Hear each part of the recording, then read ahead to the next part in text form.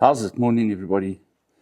Yeah, look, not the greatest way to start a Monday, but not a lot of people. A couple of people sent me messages and asked me, why I haven't said anything about Mr. De Beer's passing.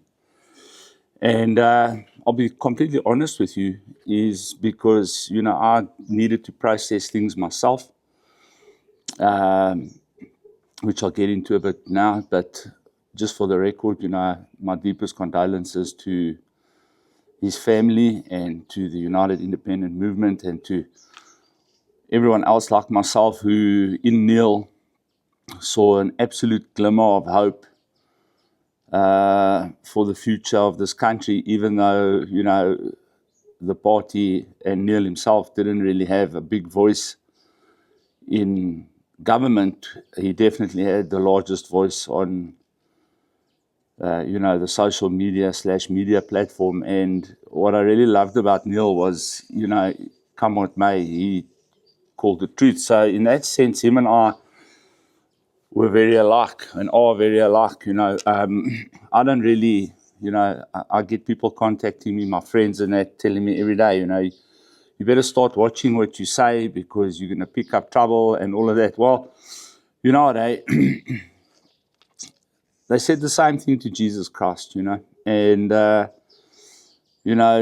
ultimately speaking the truth, led into God's plan for all of us, the plan of salvation. But it's something that we need to start learning as South Africans, is that the truth has to supersede everything, you know what I mean? But having said that, and why I didn't speak about this earlier is because, the amount of death that I've experienced in my life is just over the top. So, I struggle sometimes to process and comprehend death. Like, I look at this whole situation with Neil, and I think to myself, why would God allow this to happen, at such a critical time in South Africa's history? We really need somebody that will speak truth at the level that man was willing to speak the truth. And, it wasn't by some unnatural means that he lost his life, and I've lost more than one person in my life to cancer. And it's a difficult thing for me because I know what it does, and I've seen what it does to people. But the reality, as you guys always hear me say, of the situation is that, Neil is at peace. He's, I believe, firmly with God. And we have to carry on. We simply just have to carry on. And I don't know why, but a lot of people seem to think that I had a very close personal relationship with him, and I never did. Neil came onto my radar when he got involved in an argument with a guy that owned a rehab down in the Cape that, also started a political party, and him and that guy were at odds. And that's how he came onto my radar, because obviously I'm in the rehabilitation game. And then I started following him, and then I started listening to him, and then ultimately I joined his party, because he seemed to me to be the only guy that calls it out as it is. People kept sending me messages, but about his past and about his history. And I said, we all have past in history, but he did whatever he did because he believed it was the right thing to do at the time. You can't hold a man accountable for doing the right thing, in his mind. And what he was doing at the current moment is what I was interested in, and he was doing the right thing by all of us at this time. So, we're going to battle to find someone at that level. I'm telling you now, and I don't know who you could possibly find to replace Neil as the president of the United Independent Movement. It's going to be a massive role to fill, especially talking truth to power at the level that he was prepared to do it, with the insight and background knowledge that he had. It's going to be a story. But having said that, on to other things today.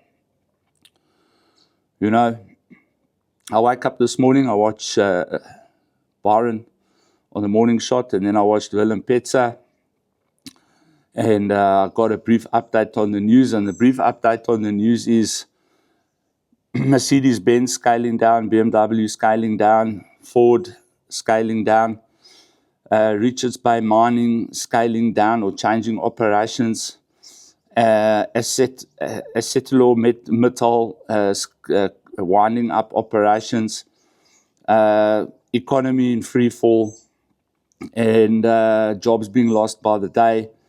Government paying $1 billion a day in debt that we have to pay back. GDP shrunk now into official recession numbers. And just a wonderful way to start the week, I guess, when it comes to South Africa. But this is something that I want to quickly just, speak about. To me, oh yes, and then of course, the Commission of Inquiry into Mkonazi's allegations and so on has just been put on hold, until... And we do nothing. Nothing.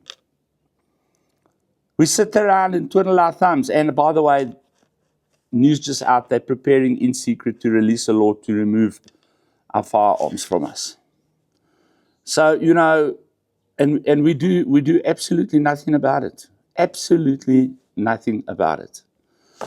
So what do I say? I don't know. To me, and watching Botswana now also just taking a dive after it voted, the people of Botswana voted in a left-wing government, who's busy doing to now Botswana what these guys are doing to this country. And it's beyond me, and we do nothing.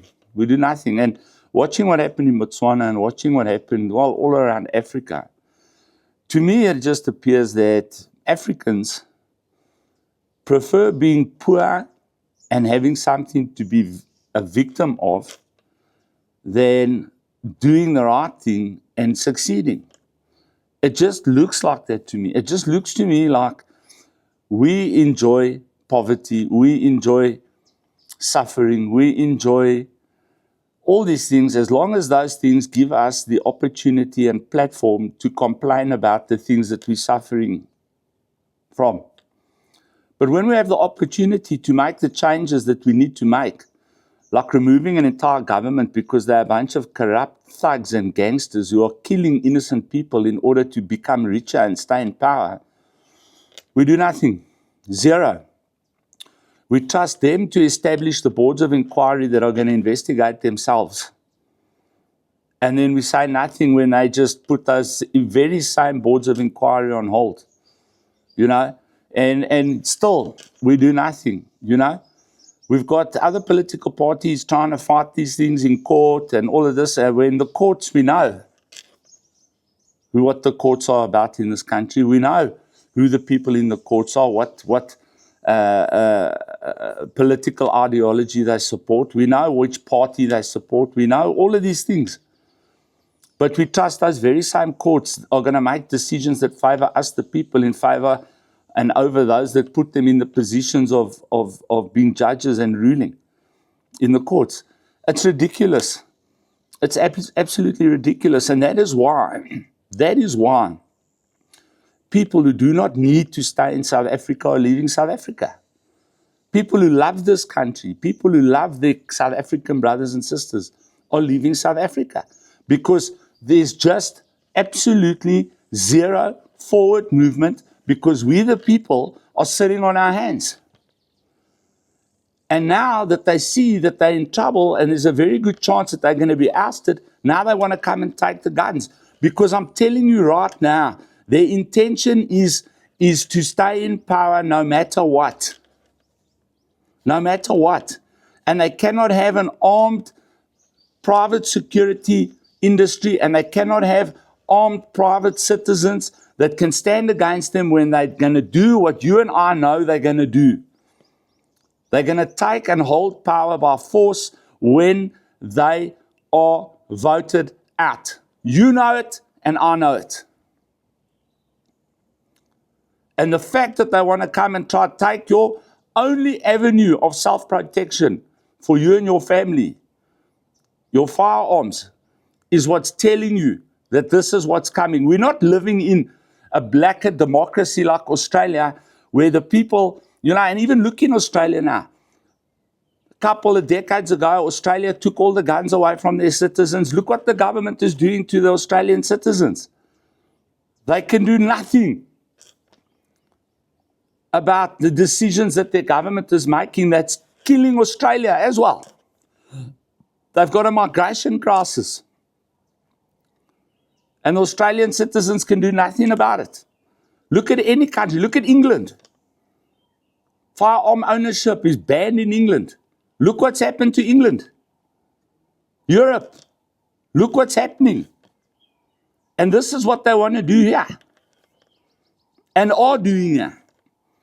But the only thing standing in their way is the fear of the private security companies and the private citizen who is able to withstand them. And now they want to remove that. And what are we doing? Nothing. We have a general of the police. That's the top, for those of you that don't know, that has come out and implicated high-ranking members of the government in drug dealing and thuggery. I watched Mayor Giuliani, ex-Mayor Giuliani of New York City, on a video last night telling the world that South Africa is the biggest transit route of drugs on the planet, and that there is 100% government involvement in those criminal entities. We are a narco state. You saw what happened in July 2021. Now imagine that happens again and you don't have a firearm, and your community doesn't have firearms, and private security doesn't have firearms. What do you think is going to happen to you and to me? We must wake up, South Africa. We are in the middle of a soft coup d'etat right now. I'm telling you that right now.